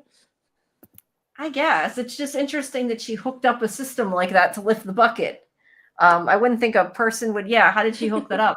I mean, that's kind of my point, Karen. Like, why would she? I mean, that's interesting, and it was smart to do it, but I really can't see Tabitha doing all that all by herself. So I don't know. Maybe But Jim again, did it for her.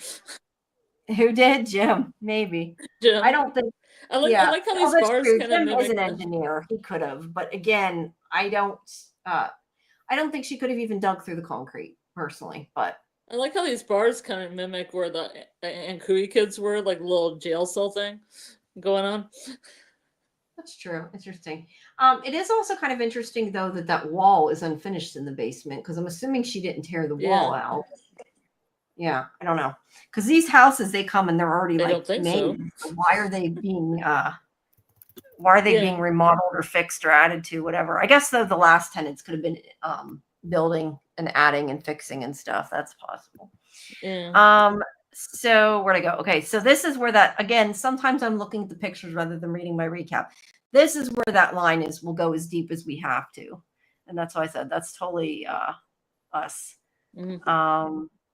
But she says she tells Jim she's fine, and he says he wouldn't describe anybody as fine right now, and he starts to give her a back rub and tells her to take a break and sit by Ethan, and he starts kissing her. I don't know what her shirt is. I've been trying to read her shirt. It's a Fame shirt because Jack Bender used to direct. He directed the TV show Fame. Jack Bender directed some episodes, and Harold danced as a background dancer in the show Fame. Oh, that's cool. Yeah, I was gonna say it. Look, I thought it said Fame, but I wasn't sure. Yeah, I thought it was just a reference. I thought it was a reference to like the 1980s and people that had been there before. But it was funny. It was funny to learn that Harold was a background dancer there, and I actually did find some clips where you can see him as a background dancer. It's pretty awesome. Yeah, that's cool. Let's look at that. So anyway, he is using it as an excuse to get close to her. And I can't remember. Okay, they just go to the scene, so we don't know what happened yet. That's Pop the Socks, the scene where Jim and Tabby get jiggy with it. Yep. She's making a lot of interesting. She's making a lot of interesting noises. Like I'm like, what am I listening to here? It's a little. You might be listening to Baby Number 4 being made. And Tabby's pregnant next season. Yeah. Let's hope not. And sorry, I just took it off the other picture because I realized I shouldn't leave it on that picture as much. Yeah, the devastation. Pop says that's why he thought Tabitha was pregnant. Well, back then that could have been a good assumption that she was going to be the one that was going to be pregnant. Okay, I completely lost. Okay, so Kevin, he's been unalived. And Jasmine is looking in the mirror. She's wiping blood off her dress, and that's where too makes her seem a bit more human too. Because like, why does she care she has blood on her clothes for murdering somebody? Washing her hands, good hygiene. Yeah, she's cleaned up. They have good hygiene. Also note the point that they have warm hands, not cold, because she says that he thought they would be cold. They'd be dead. And we have spammers from Twitch in the chat. Big surprise. We do get some people, I think, from Twitch though that are legit, so I just leave it up. I I think it's a lot like it reminds me of Lady Macbeth trying to wash the blood off her hands, but it can't come off. She's wiping the blood. It's like there's no way to wipe away the stain of all the blood that they've spilled as monsters, and she's looking at herself the entire time that she's wiping the blood.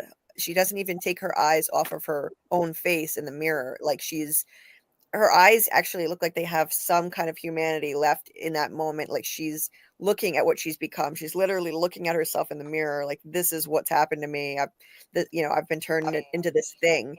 And even as she's trying to wipe the blood off, she doesn't look down at the blood. She stares directly at her own face in the mirror, which I thought was a really striking image. Yeah, Just Me says it could be muscle memory, and it definitely could be, but yeah, she's maybe got that bit left. But she clearly is opening the window for other ones to come in, leaving it open, which she promised him she wouldn't do. So yeah. And I kind of in a way wish that she had shut the window and like there was already other ones in there or something, just because of the fact that I've kind of wondered at one point in time, like later, not now, but later, and I think other people have too, like if it's possible, it's more that the talisman is like a barrier they can't cross, as opposed to like it keeps them out. Like maybe it would keep them in as well, because in like later Fatima puts one up and they're on the inside, but they have open windows and stuff. So I don't know that it made a difference, but I kind of would like to see what had happened if the windows were shut, like if they could have got out. Probably, but I'm just saying it's kind of interesting. Okay, where did I go now?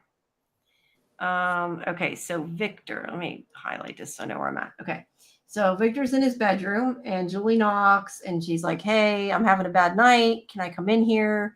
I'm trying to be alone, which is like, okay, I'm embarrassed and want to be alone. So I'm going to come in I know, but she's like, I'm going to want to be alone. So I'm going to come in the bedroom of this strange man I don't know. That doesn't seem like a smart choice. I mean, we know Victor's good, so it doesn't matter, but like that was not the best choice. Well, I also think she knows that she's going to be basically ignored by him, so it's kind of like being alone. Yeah, there's that. But still, she's in his bedroom. I don't know that she should be, but yeah. I don't know if it's Sorry, Julie, what did you going to say? He was drawing her while she was sleeping too. The last time they were interacting, and she was creeped out. So it's very odd that she'd go to him alone, all alone. But in his room. she doesn't have sense a little bit. No, I have not looked up Alabaster Dragon yet, but I will look it up when we're done here. That's the second time somebody asked that. All it does is bring up like a card from a game that like Magic the Gathering, but not Magic the Gathering, that has an Alabaster Dragon. I see. Okay. Pretty much. That's all I found. I'm not sure what he's referring to then. Let's see. I lost it. Papa Sock says Jasmine also could probably remembered when she could feel love and there was nothing there. Yeah, maybe she's like wanted to know if she still had humanity, and she realized maybe that it's gone. There's that side of it too. She made out with Kevin and it wasn't going well. She's like, yeah, I don't really like this kissing doesn't feel good. Okay, take out the tongue. Yeah, just bite his tongue out. Yeah, doesn't feel great. I'm drawing a blank, but there's a television show where a person loses their soul, loses their humanity. I don't know what that is, and I never saw all of Supernatural. I don't know. Is it? I didn't watch Angel either, so I don't know. Well, Angel didn't have a soul, but then he got a soul. Then he lost a soul or something like that. It was like a vampire with a conscience. Yeah. That doesn't sound like that, though. I'm not sure what that's from. Sorry. I haven't seen Supernatural either, so I can't comment on that. Yeah, I don't know. Thank you, Dieter. Yes, please like and subscribe to both this channel and Julie's channel, which is in the description, if you have not. Let's see. They're still talking about Alabaster Dragon. Okay. So we said she comes in his bedroom and she sees the license plates that he takes off the cars from them that had come, the cars that came to the town. And then also I just wanted to mention, she does say that night he said that 2 cars hadn't come the same day in a long time and was special. Why? And then she says, "You've been here the longest. You know what this place is." We don't hear any of his answers. I kind of think it would be interesting if maybe he told her something and we just don't know the answer because we didn't hear it, because they completely don't tell us. So, well, I think it satisfies any of the people that are yelling at the TV. Why don't you ask Victor questions? So yeah. this is a character asking those questions. Even if she No, doesn't it even- is. But I'm just wondering if he answered her or he just ignored her like he tends to do. We don't know. So Kenny comes in and he's like, "Why are you still drawing that?" And this is where he realizes that two of the pages are stuck together and inside is a Polaroid. Now, when I was watching this, it made me wonder, and I wanted to ask you guys, do you think the pages were just stuck together, or do you think they were purposely glued together for some reason to hide it? I'm not sure what the reason would be. I just was thinking about it and wondering. I thought I maybe it was assume- this old and stuck together. Yeah, I figured it was just stuck together, but it could have been glued together. It's just kind of interesting it was stuck around the photo. I'm not like, I wouldn't think the pages would stick together around a photo, but I don't know. I mean, I guess it's possible. I mean, But, depends if it's on pages with like a bunch of like ink and stuff that he's drawing and has it dried. It could push it together and be around the photo. Yeah, I guess so. Or the photo could have, well, I don't know. I'm trying to think. Did Polaroids stay wet? I guess maybe a little bit because it could have stuck to it. Not after a couple minutes. Yeah, it depends how long it was. Yeah. But anyway, he looks at this picture, which we know that guy's Christopher. They don't know that yet. But Tien Chen points out that the boy in the picture, which is Victor. So now he's got a clue to something with the symbol. Mm-hmm. So he's going to follow it. There it is. Picture of Victor and Christopher. And again, Tien Chen saves the day, right? So let's see. Trudy comes out with her pillow, which she's going to give the fabulous, and she gave her the sweater, and she's talking to her pillow again. Yeah, she's a little cuckoo. It's bad enough she named her pillow, but she's talking to it. No, she's cute, but yeah, it's a little cuckoo. She's cute enough. I mean, she's just lonely. Yeah, she is lonely. Kind of oversexed and lonely, but that's fine. Let's see. Sorry, I was reading. Dieter says, I'm just reading what he's saying about the dragon. Says the alabaster dragon is an air creature and might and magic elemental guardians. Yeah. Fire, water, and earth versions are the ruby dragon, sapphire, and emerald. Yes. Yeah, that's. I'm not sure why you get other stuff. I think she just called him. I mean, I assume that she called him the alabaster dragon just because he's pale, not because she was thinking of something specifically sexual. But wrong. I don't know. Yeah, I don't know. Haven't Googled it. But anyway, it's not a turn of phrase though. Yeah, that's what I mean. It's just she called him. It's not slang. No, it's not. That's what I mean. I think she just said it because he was pale, but I don't know. I guess Martin found something else. At any rate, she hears them laughing. Wait, by the way, I want to say, can we see what date is in that calendar? Not really. There is another one that's from 1971, but I don't know which year this one's from. I don't know. It's not a. They're all rendezvous. Picture. They're always like rendezvous calendars. They might be. This looks like it says rendezvous on the top, but it has canoes in it, which seem weird. A picture of canoes upside down. It does kind of look like that. It's hard to tell what's in it, though, to be honest. But anyway, there's canoes upside down in it. Yeah. She is she hears them laughing in the room. She hears Jasmine and Smiley and the other guy laughing. And she's like, "What are you guys laughing at?" And doesn't realize who it is, and they shut her in the door. And she knows her name, and they say, "We know all your names." And I don't know, I guess they rip her face apart or they pull her face apart. It's not clear. We don't really. It seems like they almost bite at her neck, like vampires, like take a chunk out of her neck. I don't know. To me, it looked more like they grabbed her mouth maybe and ripped. Yeah, but when Ellis pushes her face the other way, her face is kind of intact, but a chunk of her neck's kind of gone.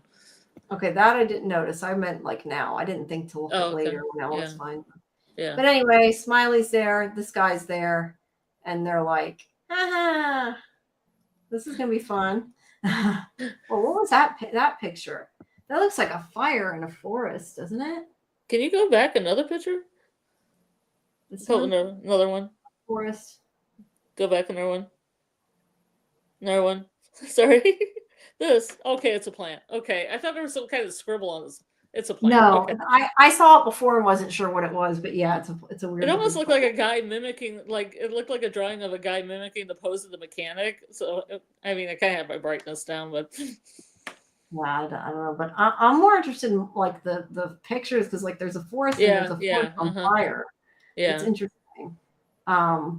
Yeah. Anyway, Oh no, not our that's Trudy. where I meant like he grabs her face, sort of, and it's not clear, but he does something, and lots of blood. It's weird how Intimate. touchy they are.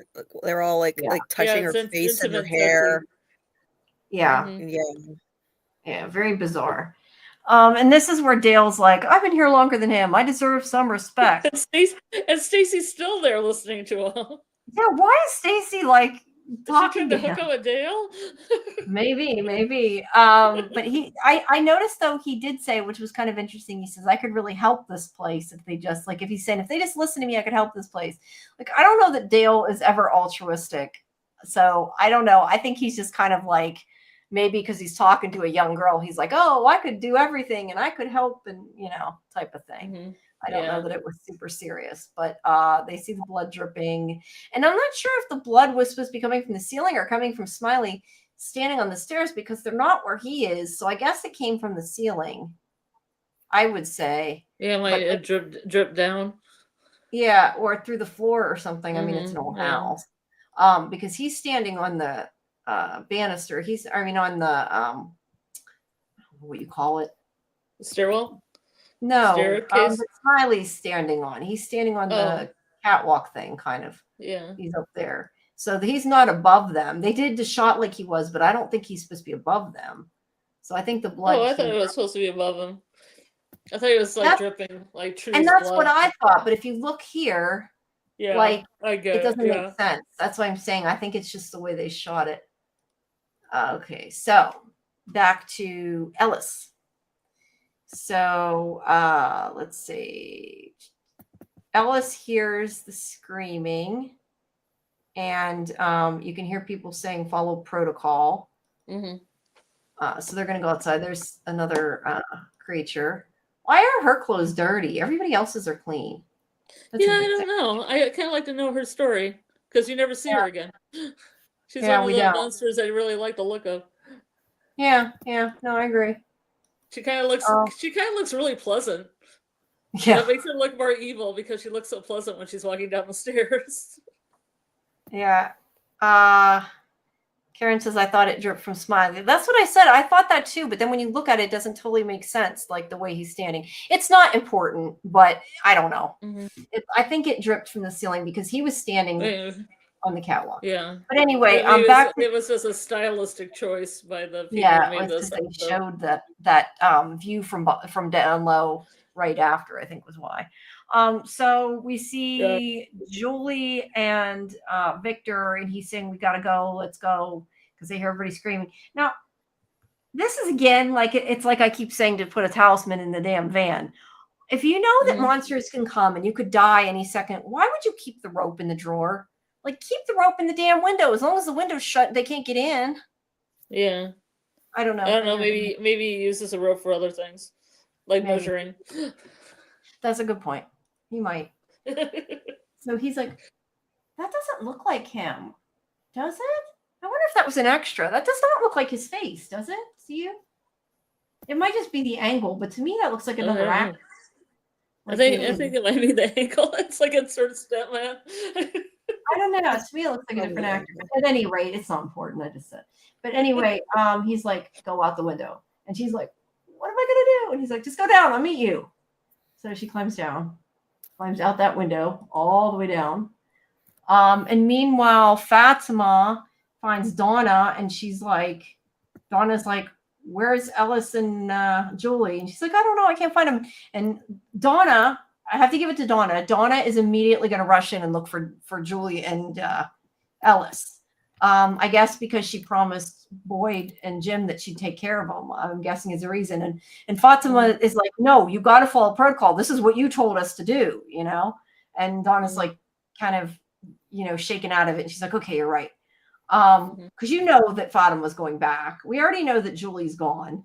She clearly didn't care that much about Julie, though. She only cared about Ellis, just saying. But Julie gets out. Yeah. Victor sees the boy in white, and he's like, okay, we got to go this way. We got to go in the trees. And she just says, trust me. You have to trust me. And thankfully, Julie listens to him because she's one of the only few people that actually listens to Victor. Yeah. Because things would go a lot better if people would listen to Victor more often, right? Yeah, that's probably a check in the column that maybe she's met Victor before when she story walked. Possible. But I if get that's that the case, feeling. though, that would be her in her own timeline. That would be her future, so she wouldn't know it yet. So unless she had Makes like an sense. inherent feeling, yeah, because it would Oh, be but there are theories that she went back in time during the time of the massacre, and maybe helped Victor's sister, and therefore Victor was seeing her in the 70s. Yeah, but that's it what I've still would been have been saying. Julie's future. I just haven't is made my a video point. yet, but yeah, that's what. Yeah, but that's it still would have definitely been my theory. Julie's future. So Julie wouldn't have met her yet. Met him yet, I mean. Like Right. Victor could have met her, but not the other way around. This version Yeah. of Julie wouldn't have met Right. wouldn't have met him Yeah. yet. Yeah. But it could be just a vibe. Yeah, it could be just a vibe. Now, I'm reading what they're saying in the chat. So Smiley's here, and he's like filling up the plants. Bundle the plants, yeah. Oh yeah. Like, ooh, interesting. Ellis goes in. Now, I gotta say, and I said this in the chat earlier. I'm sorry, but it looked to me, and Julie doesn't have the picture here, so it's hard to tell. But it looked to me like Ellis saw a puddle of blood on the floor from the hallway, and he followed the blood, looked in the doorway, then he saw Fatima's sweater and thought, oh my God, it's her. Mhm. And Yeah. he went in. If you knew that they were chasing you or chasing people and they were going to kill you, you would not stop to see who the body was. Now, I get if he saw her sweater, he would stop to see it was her. But Mhm. I don't think he saw it when he went in. I think he saw the puddle of blood. So I don't buy that he Well, went in. I think it's the sweater because they made a big deal about that sweater. Being Yeah. his No, favorite. no. I mean, I definitely think once he got to the doorway, he went in because he saw her sweater and he started freaking out. But I'm saying when he first went to the room, to me, the way they did camera angles, it looked like all he saw was a blood puddle and he followed it. Mm-hmm. Well, maybe he was trying to help somebody. Maybe he didn't think they were dead. I guess, but I think 99% of people would have chucked it out of there and went. So just saying. But he freaks out because he thinks it's Fatima, and then he finds out it's Trudy. And while he's in there, it's like, oh no, Smiley sees him, and he's very lucky that they decide to stalk him and walk very, very slow because he's able to break the window and get out.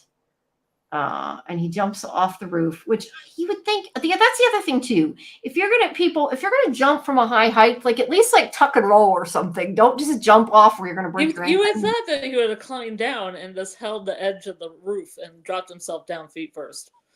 That also would have been Exactly. smarter than But what he did. he was drunk. That's exactly what I said. That's also Yeah. fair. He was drunk.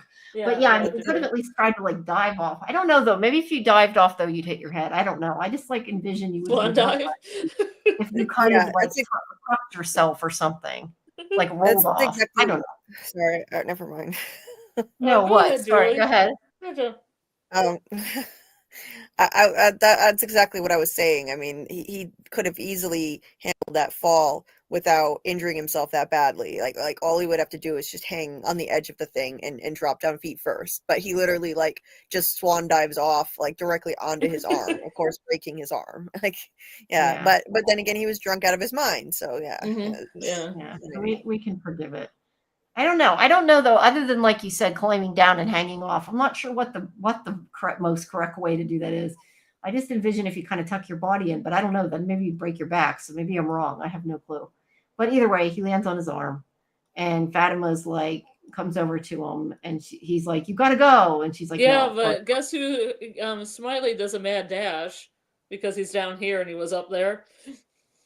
So he decided to run, I guess. Like, but if you go back a photo, Smiley's there. Oh, you're right. He is. So he had to run pretty fast to get there.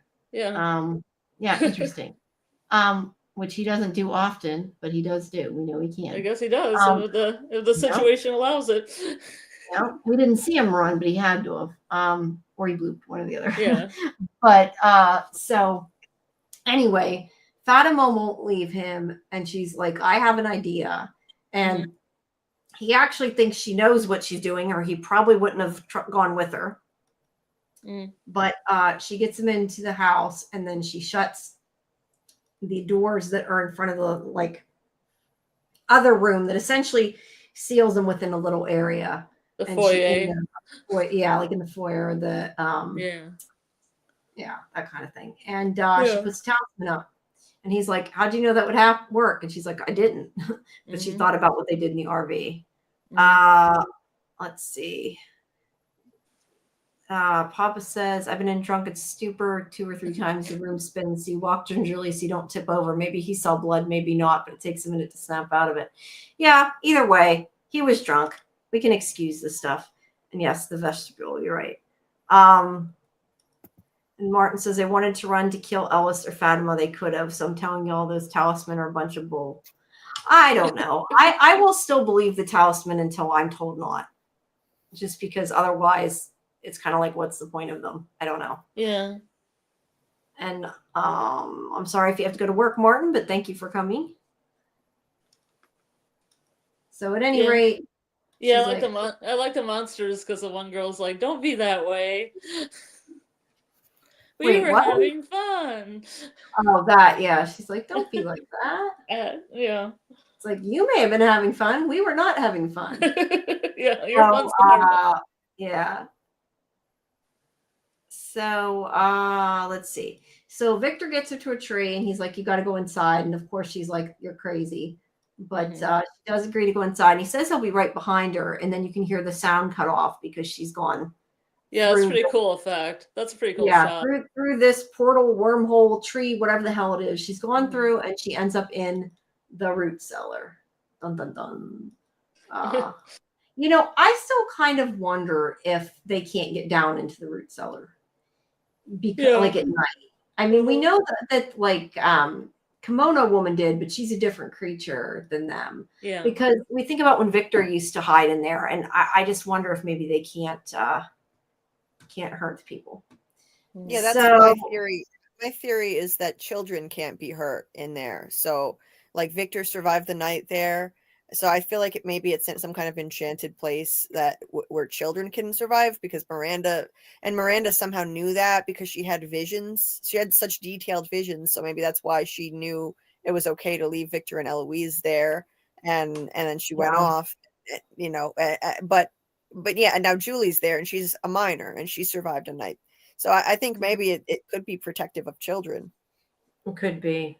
I question, like, why and how the trees, like, when they behave. Like, is there rules to why it took her to the root cellar and why it took Dale to the pool? I would like to know more about that as well. Yeah, I don't know. I mean, there's theories that the boy in white controls that. That's definitely possible. He led them there. Or maybe it's like, if the boy in white leads you there, then you can get out and go someplace good. But if you go on your own, then maybe not. I don't know. Well, no, because Boyd, I was going to say Boyd and Sarah go through, but that's not necessarily true because Sarah saw the boy in white too. So yeah, I don't know. Let's see. If the monsters know the ambulance is coming and they lay on the road waiting, then why don't they know Victor is in the root cellar or even in his hiding truck? Yeah. See, that's why I said I still keep going back to, like, maybe at the entrance, the crows are watching people, because it seems like a lot of the stuff that's known is stuff about when the people first got there. So, like, maybe not even that, but maybe just somebody it's like watching the entrance or something. I don't know.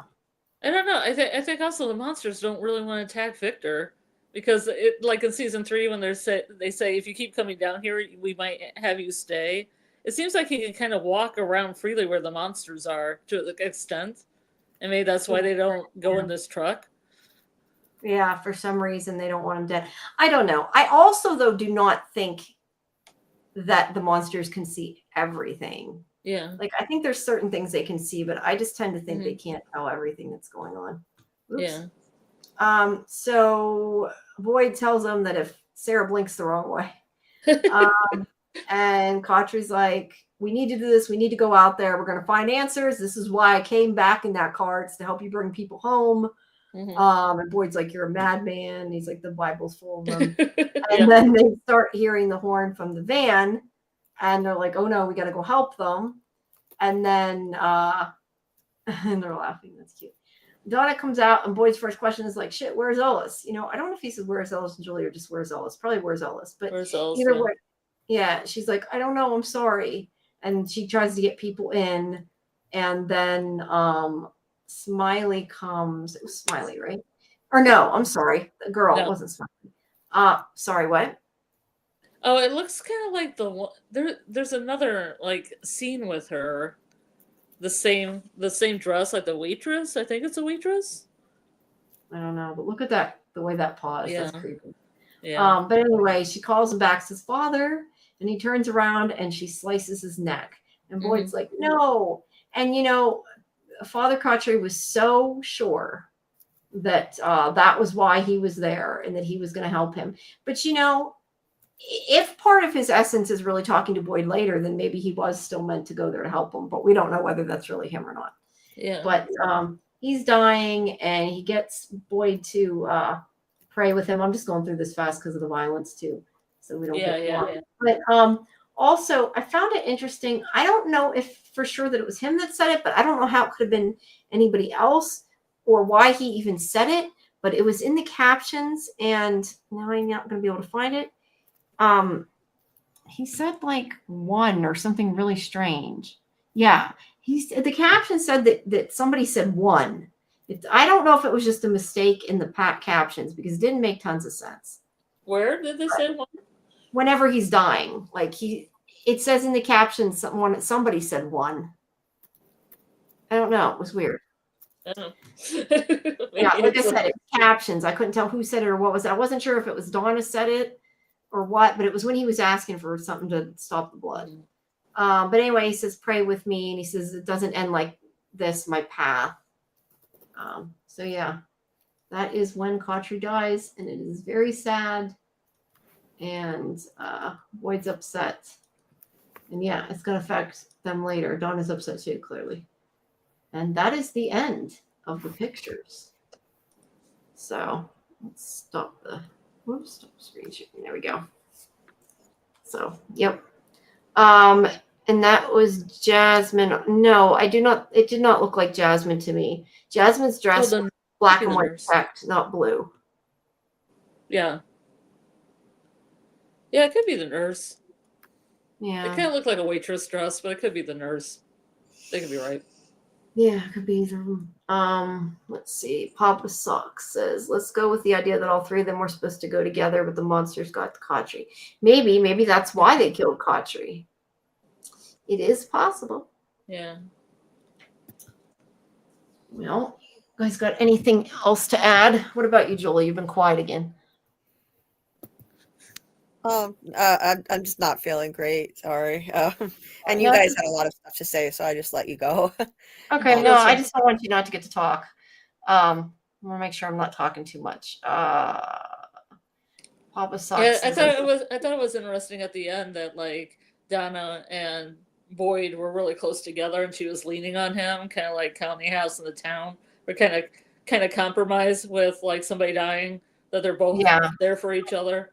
Yeah, that they also after this season are more friendly and like not so separated after that. So before, like in the beginning, you thought they were like warring factions that would kill each other upon sight. Yeah, well, death will do that to you. Yeah. Death and murder. Papa says, I'd like to believe that was a plan before the attack took place. He means all three of them going together. Yeah. I guess the question with that is, do we think things would have been way different if Kotry hadn't been killed? How do you think? I'm curious, like how that would have been different. And I don't even know I have an answer. It made me wonder. What was the plan? Did you say, Julie? I'm not sure what the question is. No, I'm asking the question. I'm saying, how do you think it would have been different if Kotry wasn't killed in that scene? Like if he didn't die? I was just curious how we think it would be different. How things would have turned out different if he went with him and Sarah. Yeah, I mean, I think that would have been the plan, that he would have gone with them. But I think he was going to get taken out one way or another. After That's fair. he served that purpose of helping so much, convincing Boyd to keep Sarah around as an asset. I think the big bad would have found a way to take him out one way or another. I think it was retaliation for what he just did, because it was immensely helpful. Ultimately, Sarah became an asset in season 2, and then she was again helpful in season 3. Yeah. So Yeah, maybe they were hoping that if he was dead, Boyd wouldn't listen to Sarah. I don't know. But he did say Sarah could be useful in ways we don't know yet, and clearly she was. Papa says it would have been different because Khatri was very open to finding answers out in the forest, where Boyd was skeptical. That's a good point. Karen says she's still not sure about Khatri after season 3. Yeah, I'm not even sure if it is Khatri. It's Fatri, fake Khatri. I don't know how I feel about that. I tend to think it's not him, but yeah, I don't know. One of the many, many questions we have for the next season. Were you gonna say something, Julie? I just like that name, Fatri. That's funny. Yeah. I don't remember who said that. Somebody said that. Might have been Dave. I don't know. Somebody said that. Yeah. So, yeah. Do we have anything else to add about the episode? We're at the end of the episode. I'm trying to think if there's anything that we skipped. I think we hit all the important parts. And I know we said we'd go 2 hours. We got a couple minutes left, and then unless you guys have more to say, we'll wrap it up. I find it, the title is All Good Things, ... which I'm assuming is insinuating, all good things come to an end. I'm not sure that things have been going well, but I guess they went worse now. So there's that. I always wonder how Khatri caught Sarah was, he says. Did he knock her out? They never told us. He just caught her. I don't know. He must have not. I mean, I assume he knocked her out or something, because she's passed out when he comes down into the basement. So I don't know. Karen also says Foxter. I assume she means instead of father. Or no, sorry, Fother, not Foxter. Duh, Fother. I like that. I like that too. I was going to say what I should have done before that I didn't do. I forgot because we got talking again. While we have a few minutes, if anybody does want to say anything and join the conversation, I'm going to, she meant Fatri. I'm going to put the StreamYard link in the chat. And if you do call and, you guys want to go, that's fine too. If you can't stay, but, if anybody does have anything that they want to add, you have a few minutes before we wrap it up. Just, if we don't know who you are, tell us in the chat. You're going to call before you do, as I always say. Let's see. Papa Sox says all good thing. There's also all good things come in good time. Mm-hmm. Or something. Yeah, I was going to say that as well. There is that. That's another good one. All good things come to those who wait. All good things come to those who wait. Yeah. I don't know. I don't know why I thought come to an end. That was just the one that came to my mind. Yeah, that's the first one that came to my mind right. too. Yeah. Yeah. That's definitely what they're implying. And to answer your question, Papa Sox, it's so people can call in and talk out loud with us if people want to join the panel for a few minutes. The next episode is called Broken Windows, Open Doors, which I think is kind of interesting, because I assume that means good things come with the bad. Kind of like how they say, a door closes and a window opens. Yeah. That's actually kind of the opposite. Broken windows, open doors. But I assume that's what it means. I don't know. That's how I took it. But yeah, well, let's see. Wazzy says, I think it's all good things come to an end, because that's when the peaceful period they were in really changes. It's no going back at that point. I think that's true. After this massacre, things are definitely completely different. And this is what, episode 7, so we're 2/3. So 2/3 of 10. Anyway, we have 3 episodes left. Yeah, close enough. Of the season. Close enough, yeah. Yeah. Of the season. Papa Sock says he'll call in for a few minutes. Okay. Go ahead. Tell us what you think. And I'll let you in when you get here. But make sure you guys too visit the Discord link that I put in the chat. It's pinned. What the heck does goal mean in chat? Oh, make a goal with super chat. See, I don't even know how to use these things. Go to Discord. Come back next week on Sunday at 10 p.m., an hour before the stream. Although, like I said, it may be 9:30, so check Discord and all the social media. But we have our watch party for From. We watched the episode before the live stream. And then on Saturdays at 8 p.m., this is all Eastern time, we have our Severance watch party before the Severance live stream, which is at 9 with me and Karen. And then you guys have a Severance live stream on Monday. That's Right. tomorrow. I'm thinking, wait, that's tomorrow. See how well I know my days? That's today. That's today. You're right. That's today. Today. That's tonight. Right. Yeah. Martin says, I would like to see them 96 days without an incident. That would be a good enough show for me. Why 96? That was the first one. Like, it's the first time they went without incident was 96 days when you see the See, that's how sign. much I remember. Yeah. Interesting. I don't know if I thought Papa Socks was going to go in. You just have to click the link and log in, and it should give it to you. We'll give them a couple minutes, and it's 1:00, but we'll wait a couple I mean, they minutes. say it's about characters and character development. I mean, you don't really have to have a lot of gore or a lot of death count. It can just be about their personal trauma and working through that and dealing with what they have to deal with. Yeah. I mean, that's interesting enough. You are correct. Yeah. Make off and from ways on tech. Let's see. I changed my mind. Okay. That's okay. Okay. That's okay. That's fine. I got my finger on the link. I know.